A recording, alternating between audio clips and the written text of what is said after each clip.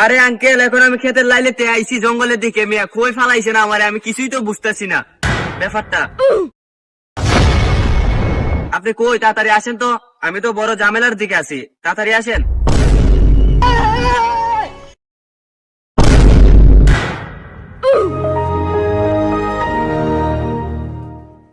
আমরা হইলাম এলাকার টপ সিনিয়র, আমরারে না দিয়া তুই এলাকায় দান্দা করে লাবি? হ্যাঁ, এটা কোনো কথা? এ টাকাটা দে ভাই। এটা কি ধরনের কথা হইলো? আমি এত কষ্ট করে দান্দা করে আনলাম, এখন আপনারা দুইজনে মিলিয়া এই 1000 টাকা মাইরে দিতেছেন আমার কাছ থেকে। এটা আপনারা একটা বিবেক বিবেচনা করেন। এ টাকাটা দে, তোরে তো বাদ দিমু, একলা খাইতাম না। দে দেখ, তুই যে টাকাটা যে সময় লইছ, ইচ্ছে করলে ওই সময় আমি তোরে দইরা বারাম দিতে পারি, কিন্তু দিছি না। দিলে তুই তখন এই কথাটা বুঝতে পারতি না। এখন একটা মানুষ, তুই যে হুজুর বেটার থেকে টাকাটা মাইরা দিলি, একজন হুজুর মানুষে 5,000-6,000 টাকা বেতন পায়, তার থেকে তুই 1,000 টাকা মাইরা দিছ। এখন 1,000 টাকার জন্য তার পরিবারটা অনেক কষ্ট পাইব। এই জন্য তোরে শিক্ষা দিতে পারতাম না তখন যদি ধরতাম। তো এখন অবশ্যই আশা করি তুই বুঝতে পারছস। দেখ ভাই, এগুলা আসলে ঠিক না। তুই টাকাটা নিচত দিয়া দে, আমরা দিয়া দিব, সমস্যা নাই। দে, এগুলা করা ভালো না। দেখো ভাইয়া, তুমি তো শিক্ষিত মানুষ, তুমি তো স্কুলে যাও, অবশ্যই তোমার জ্ঞান আছে, তোমার জ্ঞান দিতেই বল।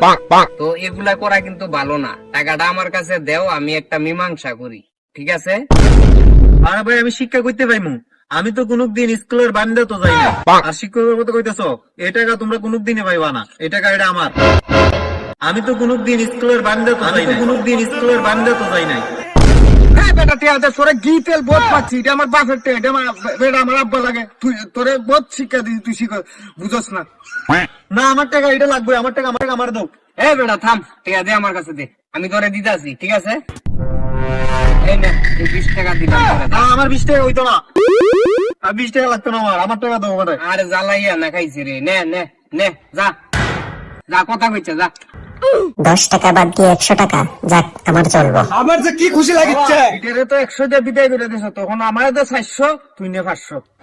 আরে ঠিক আছে, দিমু তো, থাম, এত চিন্তা করিস না। এই আমার টাকা। এ ভাই, ঠিক আছেন তো?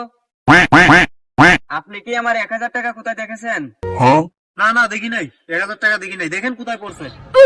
যদি আমি 1,000 টাকাটা পাইতাম, তাহলে মসজিদে 200 টাকা দান করতাম ভাই। 200 টাকা দান করতো, যাক এই জাত থেকে একটু দান্দা করি। ঠিক আছে, তাইলে আপনার মসজিদে 200 টাকা দান করা লাগতো না। আপনি আমার 100 টাকা দেন, আমি আপনার টাকা বাই করে দিতেছি।